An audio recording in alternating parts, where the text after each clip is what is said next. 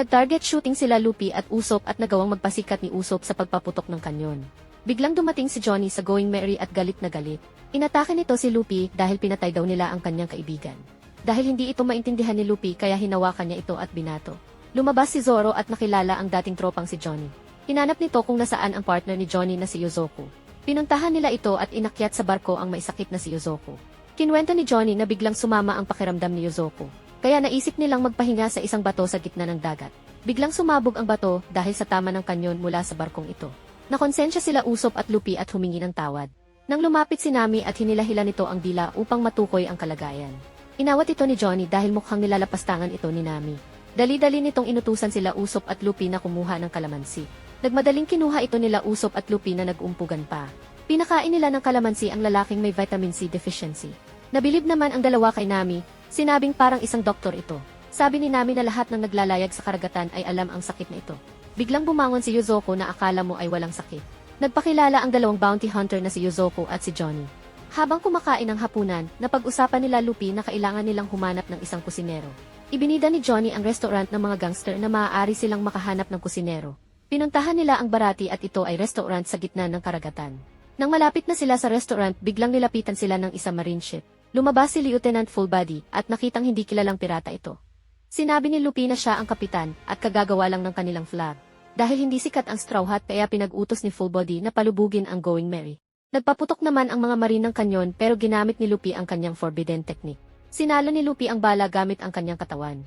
Pero napabitaw ang isang kamay ni Lupi kaya tumama ang cannonball sa restaurant. Dinakip ng mga kusinero si Lupi at dinala sa head chef na si Zeph. Humingi ng tawad si Lupi at nagulat nang nakitang putol ang paa ni Chef Zeph. Pumasok si Lieutenant Fullbody at ang kasamang hot chicks. Sabi ni Chef Zeph na hindi daw si Lupi ang may gawa sa paa nito. Humingi ng kabayaran ito sa mga nasira ni Lupi, pero sumagot ang ating bida na pulubi lang siya at hindi niya kayang magbayad. Sabi ni Chef Zeph na maninilbihan si Lupi sa kanilang restaurant ng 1 taon. Binubuhos ni Sanji ang alak sa baso ni Fullbody at hot chicks. Nagmayabang naman si Fullbody sa pangalan ng alak. Sabi ni Sanji na malayo ang sinasabi mo kaya kumain ka na lang sabay abot ng kutsara. Pahiya si Fullbody at pinagtawanan ng mga ibang customers. Nakipagtawaran si Lupi na kinagalit ni Chef Zeph at sinipa ito. Sabi ng matandang ukluban na kung gusto mo makabayad kailangan natin putulin ang paa mo, na inapilahan ni Lupi. Naisipan gumawa ng eksena ni Fullbody at nilagyan niya ng insekto ang sabaw na si Nerve.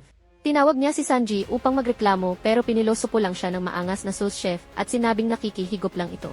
Nagtawanan ulit ang mga customers na kinagalit ni Fullbody at sinuntok ang lamesa na kinawasak nito. Sa kanito sinabi na customer ako at binabayaran kita. Nagalit si Sanji dahil sa nasayang na pagkain at sinabing kaya ka bang busugin ang pera mo. Sinipa nito si Fullbody upang maturuan ng gintong aral. Samantalang si Chef Zeph ay kasabay na ginugulpi si Lupi sa kanyang kwarto. Nasaksihan ng Straw Hat ang aksyon na nagaganap sa restaurant. Sakal-sakal ni Sanji si Fullbody habang galit na sinasabi na huwag kang magsayang ng pagkain sa harap ko. Dali-daling pinigilan ni Bad Boy si Sanji sa ginagawa sa kanilang customer. Sabi ni Sanji na walang respeto sa pagkain ang lalaking ito kaya tinuruan ko lang ng gintong aral. Nagbanta si Fullbody na ipapasara ang restaurant habang binubugbog ni Chef Zeph si Lupi na kinasira ng ceiling ng restaurant at nahulog sila sa main floor. Nakita ni Chef Zeph na nagwawala na si Sanji at gustong manakit. Pinapahinto ni Chef Zeph si Sanji pero sumagot ito ng pabalang kaya sinipa niya ito at sunod na sinipa si Fullbody. Nasabi na lang ni Fullbody na restaurant to ng mga gangster. Biglang dumati ang isang marine at nagsusumbong kay Fullbody na binuli sila ni Jin ng Krieg Pirates. Bigla itong binaril sa likuran ni Jin at pumasok sa restaurant. Ito ay umupo at nagpapakuha ng pagkain, kaya nilapitan siya ni Bad Boy at tinanong kung may pambayad ito. Tinutukan niya ng baril si Bad Boy at sinabi tingga gusto mo. Sabi ni Bad Boy na bawal utang dito at hinampas niya ito na kinawasak ng upuan. Sabay sinabi na your credit is good but we need cash. Biglang umalis si Sanji at nagpunta sa kusina na sinundan ni Chef Zeph at nakitang nagluluto ito ng pagkain. Nasaksihan ni Fullbody ang panggugulpi ni Bad Boy kay Jin, kaya natakot siya at nagmadali gumapang palabas ng restaurant. Pagkatapos magpasikat ni Bad Boy, tinapon nito si Jin sa labas ng restaurant. Dumating si Lupi at tinanong si Jin kung nagugutom ba ito. Sagot ni Jin na umalis ka na lang. Lumabas si Sanji at inabutan ng pagkain si Jin at pinapakain. Dahil sa pride ni Jin, tinanggihan niya ang pagkain at sinabing hindi siya nagugutom. Sinabi ni Sanji na pwede ka naman mamatay sa gutom dahil sa pride mo, pero di ba mas masarap ipagpatuloy ang buhay upang maipaglaban ang pinaniniwalaan mong tama. Naiyak si Jin sa kabaitan ni Sanji at ito ay kumain habang patuloy sa pagyak. Naisip ni Lupi na imbitahan si Sanji na sumali sa kanyang crew. Tumanggi si Sanji dahil meron pa siyang responsibilidad sa restaurant ni Chef Zeph, dahil ito na lang ang meron ang matandang ukluban. Tinanggihan ni Luffy ang pagtanggi ni Sanji at pinipilit pa din niya ito sumali. Habang sila ay nagtatalo, nakisabat si Jin sa kanilang usapan. Tinanong niya si Luffy kung ano ang kanyang goal sa pagiging pirata. Sagot ni Luffy na hahanapin ko ang One Piece sa Grand Line. Nagbigay ng advice si Jin na masyadong delikado ang karagatan ng Grand Line. Masyado ka pang bata kaya manatili ka na muna sa East Blue at huwag kang magmadali. Tinanong ni Luffy kung ano ba ang dapat iwasan sa Grand Line. Hindi naman ito masagot ni Jin na akala mo ay natatakot. Pag-usapan ng mga barumbadong kusinero si Don Krieg na isa sa kinakatakutang pirata sa East Blue. Pinamunuan niya ang 50 pirates captains at siya ang may pinakamalaking pirate crew sa East Blue at pinamumunuan ang 5,000 pirata. Sagot ni Bad Boy na hindi siya natatakot kay Don Krieg. Nagdesisyon ng umalis si Jin at nagpapaalam na kay Luffy at Sanji. Dumating si Chef Zef at nakita nito na pinakain ni Sanji si Jin. Nangamba si Jin at humingi ng tawad kay Sanji dahil sa pag-aalala na mawalan ito ng trabaho. Kinuha ni Sanji ang pinagkainan at saka ito tinapon sa dagat at sinabi na wala ng ebidensya. Lubusang nagpasalamat si Jin sa kabaitan ni Sanji at tuluyan ng paalam. Nagumpisa na magtrabaho si Luffy sa kusina at tulad ng inaasahan ay walang maasahan dito. Kaya sinigawan siya ng mga barumbadong kusinero at inutusan maghugas ng pinggan. Nagalit si Bad Boy nang marinig na nababasag ang mga pinggan na hinuhugasan ni Luffy, kaya tinapon niya ito sa daing-in para kumuha ng mga orders. Nakita ni Luffy na kumakain ang kanyang mga tropa peeps at tinatawanan siya dahil mukhang kailangan na nilang magpalit ng kaptain. Nagagalit ito dahil kumakain na ang mga ito pero siya ay nagtatrabaho. Tinatawanan lang naman siya ng grupo kaya naisip nito na lagyan ng kulangot ang inumin ni Zoro. Mang-iinumin ni Zoro ang tubig nang biglang pinainom niya ito kay Luffy. Naglupasay si Luffy sa pandidiri kaya naghagalpakan sa pagtawa ang kanyang mga tropa peeps. Naagaw nila ang atensyon ni Sanji at nakita si Nami. Nagpakadon romantiko naman si Sanji sa harap ni Nami at ito ay binola-bola. Biglang dumating si Chef Zef at sinita si Sanji. Sabi nito na ba't di ka pa sumali sa kanila at maging pirata dahil hindi na kita kailangan dito. Sinabi ni Jin kay Captain Don Krieg ang restaurant na natagpuan nito na pwede nilang kainan.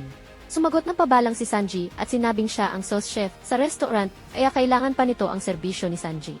Sagot ni Chef Zef, mahilig kang makipag-away, nakikipag-flirt sa mga customers, at hindi ka din gusto ng mga ibang cooks, kaya umalis ka na at maging pirata. Sagot ni Sanji na kahit anong sabihin mo hindi ako alis. Napikon si Chef Zef kaya hinawakan ito sa damit at binalibag si Sanji, at saka naglakad pa alis. Wala naman itong epekto kay Loverboy at bumalik ulit sa pakikipag-flirt kay Nami. Sabi ni Nami na ang sarap ng pagkain pero ang mahal. Nilibre ni Sanji ang pagkain ni Nami pero sinabi kila Zoro at usap na sila ay magbabayad. Sa kanito binitbit si Luffy papuntang kitchen. Sa sumunod na araw na mataan ng mga tao ang pagdating ng Krieg Pirates. Nagpanik ang mga tao pati na din ang mga kusinero. Pumunta si Jin at Don Krieg sa restaurant at kumihingi ng pagkain. Sabi ni Don Krieg na marami akong pera, pakiusap bigyan niyo ako ng pagkain at inumin.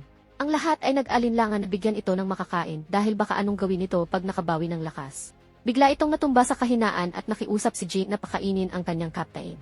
Tumawa lang si Bad Boy at sinabing pwede na natin isurrender si Don Krieg sa mga Marines. Lumabas si Sanji at inabutan ito ng pagkain at inumin. Nagpasalamat sila kay Sanji at nagumpisa ng kumain na akala mo ay nagutuman. Biglang lumabas si Badass at sinabi na ilayo mo ang pagkain na yan sa kanya.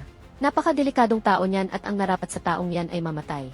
Binaba ni Don Krieg ang kanyang iniinom at inatake si Sanji gamit ang kanyang ultimate lariat attack. Tumilapon si Sanji at nagpanik ang mga tao kaya nagtakbuhan. Pinigilan ni Jin ang kanyang captain dahil napag-usapan nilang walang mananakit. Binuhat ito ni Don Krieg at binali ang balikat ng kanyang vice captain at saka ito binalibag. Pinagutos nito sa mga kusinero na ipagluto ang kanyang mga tauhan na nanghihina sa gutom. Tumanggi ang dalawang barumbadong kusinero at sinisi si Sanji sa pagpapapakain kay Don Krieg. Tumayo si Sanji at ipagluluto ang mga nagutomang pirata. Agaran siyang pinigilan ng mga barumbadong kusiner at tinutukan ng mga patalim. Sabi ni Sanji na isa siyang kusinero kaya kung may nakita siyang nagugutom ay papakainin niya ito. Sinuntok ni Bad Boy at inutos na igapos. Kinuha nito ang isang cannon gun at pinaputok kay Don Krieg, kaya nagkaroon ng malakas na pagsabog. Dahil sa makapal na armor ni Don Krieg wala itong natamong galos. Nilabas nito ang kanyang mga arma sa katawan at pinaputukan ang mga barumbadong kusinero. Sa kanito pinagmalaki ang kanyang ultimate armor.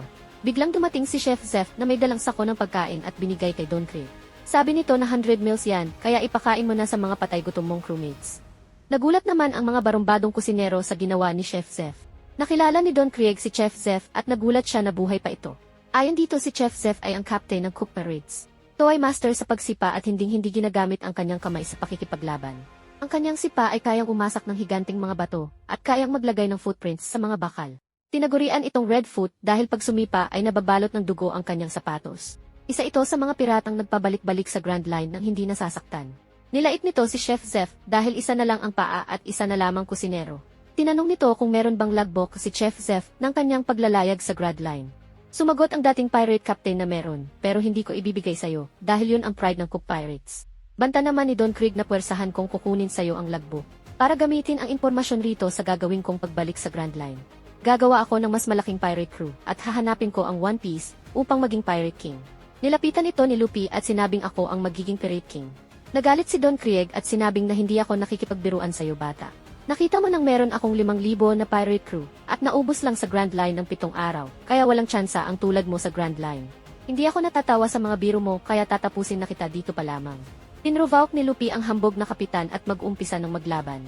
Tigilan si Don Krieg nang makita niya si Zoro at Usopp. Nag-offer si Zoro ng tulong kay Luffy kasama ang nagtatapang-tapangan na si Usopp. Tinanggihan ito ni Luffy dahil yakang-yaka niya si Don Krieg. Tumawa si Don Krieg at minaliit ang kauting crewmates ni Luffy. Sinabi ni Luffy meron pang 2 at biglang umapila si Sanji. Tinigil muna ni Don Krieg ang kanyang pag-aangas dahil papakainin muna niya ang kanyang patay-gutom na crewmates.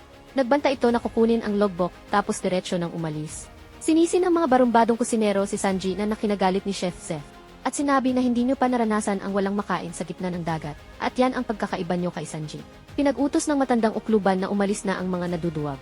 Pinili ni Bad Boy na mananatili upang protektahan ang restaurant, na sinang-ayunan din ng barumbadong kusinero. Diniscourage sila ni Jin dahil hindi nila alam kung gaano kalakas si Don Krieg. Sagot ni Sanji na ang pagpapakain sa taong nagugutom ay ang kanyang prinsipyo.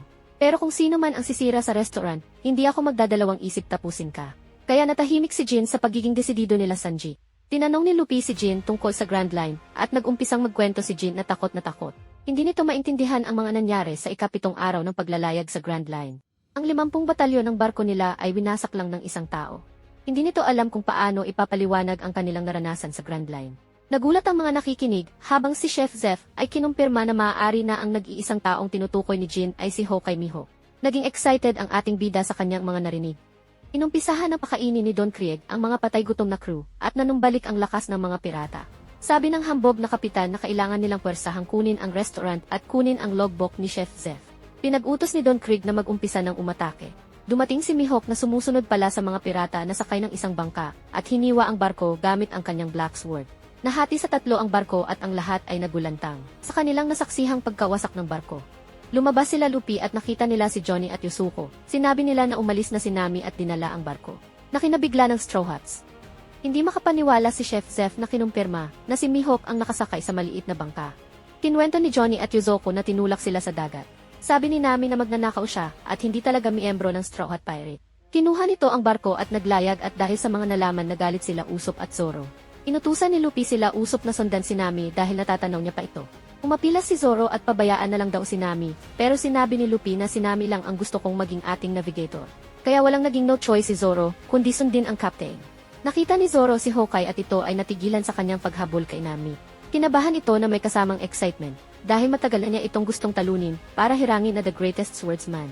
Nagtaka ang mga tao kung paano nagawang hiwain ni Mihawk ang barko dahil wala itong armas. Sabi ni Chef Zeph na ang espada nito sa kanyang likod ang tanging armas ni Hokage. Dahil si Hokage ang greatest swordsman kaya ito ay may pambihirang lakas. Binaril ng galit na pirata si Mihawk. Gamit ang black sword nito, walang kahirap-hirap na dinivert ang mga bala. Gulat ang mga pirata nang dumating si Zoro at kinausap si Mihawk. Pinuri nito ang sword skill ni Hokage. Tinanong kung ang black sword din ba ang ginamit nitong panghiwa sa malaking barko. Nasinang-ayunan ni Mihawk. Sinabi ni Zoro na totoo nga na you're the best. At saka nito hinayag ang kanyang pakay. Tanong ni Mihawk kung ano ang gusto mo. Tugon ni Zoro na upang talunin ka. Naghanda si Zoro at hinamon si Hokage sa isang duelo. Sabi ni Hokage na kung mahusay ka talagang swordsman, dapat makikita mo na kung gaano kalayo ang ating level, kaya bakit mo ako hinahamon? Ito ba ay dahil matapang ka? O dahil ignorante ka? Sagot ni Zoro na ang aking ambisyon ang tumulak sa akin. Naglabas si Hokage ng maliit na patalim na gagamitin, pagpapakita nito ng pangmamaliit sa kakayahan ni Zoro. Tanong ni Zoro kung anong magagawa ng punya laban sa akin. Sagot ni Mihawk na may reputasyon ka nga sa East Blue, pero maliit lamang ito kumpara sa akin, at ang karagatang ito ang pinakamahina sa lahat. Nainis si Zoro at tumakbo ito para umatake. Ginamit niya ang kanyang free sword style na onigiri. Ngunit pinigilan lang ito ni Hokage, gamit ang maliit na punyal na kahit ang ating bidang swordsman ay hindi makapaniwala dahil wala pang ni isang tao ang nagawang dumipensa sa naturang atake. Pagtanto ni Zoro kung gaano kalayo ang kanilang level of skill. Sinimulan ulit itong atakihin ni Zoro ng sunod-sunod, pero parang bata lang siyang pinaglalaruan ni Mihawk. Patuloy ang ating bida sa pag-atake, at kitang-kita ang superiority ng greatest swordsman. Kahit na napakalakas ng pinapakawalang puwersa ni Zoro, hindi nito magawang matinag si Mihawk. Hirap si Zoro na sumabay sa napakabilis na atake ni Hawkeye. Naalala ni Zoro si Kuina at bigla itong nawala sa focus at nakatamo ng head chop kay Hawkeye. Naalala niya ang pangako nila ni Kuina at ang kanyang pagpupursige para lumakas. Mahilo-hilo si Zoro na tumayo at barabarang inatake si Hawkeye at ito ay natumba. Tanong ni Mihawk na gaano ba kabigat ang daladala mo sa iyong mga balikat? Magsalita ka mahinang nilalang.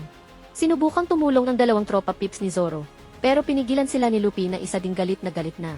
Ayaw tumanggap ng pagkatalo ng ating bidang swordsman, kaya ginamit niya ang kanyang ultimate slash, pero hindi pa ito tumatama nang nasaksak siya sa balikat. Sinabi ni Hawkeye na mamamatay ka pag hindi ka umatras sa ating laban. Sugot ni Zoro na hindi ako atras dahil mawawalan ang aking dignidad at wala nang matitira sa akin. Pahanga ni Zoro si Hawkeye at sinabi nito na sabihin mo sa akin ang iyong pangalan bilang pagkilala sa katapangan ni Zoro. Nagpakilala si Zoro at pumosisyon para sa kanyang final attack. Nag-decide na si Mihawk na gamitin ang kanyang Black Sword. At sinabing tatandaan ko ang iyong pangalan dahil matagal na akong walang nakikilala na matapang na tulad mo. Pumosisyon ang dalawang swordsman at nagpakawala ng kanilang matinding atake. Dito tuluyang natanggap ni Zoro ang kanyang pagkatalo. Nagkaroon siya ng malubhang sugat pero nagpakita pa rin ng katapangan si Zoro. Hinarap si Mihawk para tanggapin ang finishing blow. Mas lalong napahanga si Hawkeye dito nang sabihin ni Zoro na ang hiwa sa likod ay malaking kahihiyan sa kanya bilang swordsman. Kaya hinataw ito ni Mihawk sa dibdib at sinabing huwag kang magmadali bata. Nahulog sa dagat si Zoro at sa pag-aalala ni Luffy, hindi na niya napigilan na puntahan ito. Sabi ni Hawkeye na huwag kang mag-alala, hindi ko tinapos ang kaibigan mo. Tinulungan ng tatlo si Zoro na iahon sa dagat at dali-daling ginamot ang sugat nito. Sabi ni Hawkeye na masyado pang maaga para sa'yo na mamatay. Ako si Hawkeye Mihawk, malakas ka pero marami ka pang dapat matutunan. Kahit gaano katagal ang lumipas, panghahawakan ko ang pagiging greatest swordsman. Magpalakas ka at hanapin mo ulit ako Roronoa Zoro. Tinanong ni Mihawk kung ano ang goal ni Luffy at sinabi nito na to be the king. Sagot ni Mihawk na isa rin mataas ang pangarap mo bata, kaya mo kayang panindigan yan. Sagot ni Luffy na makikita natin yan. Natauhan si Zoro at kinuha ang kanyang espada at itinaas. Nagsalita ito ng pangako na simula ngayon na hindi na ako matatalo ulit sa iba hanggang dumating ang panahon. Naintindihan mo ba yun, King of the Parade? Pagngiti ang naging tugon ni Luffy rito. Pinuri ni Hawkeye and Straw Hat at saka ito umalis. Umepaw si Don Krieg at hinamon si Hawkeye pero hindi interesado si Mihawk sa hambog na kapitan.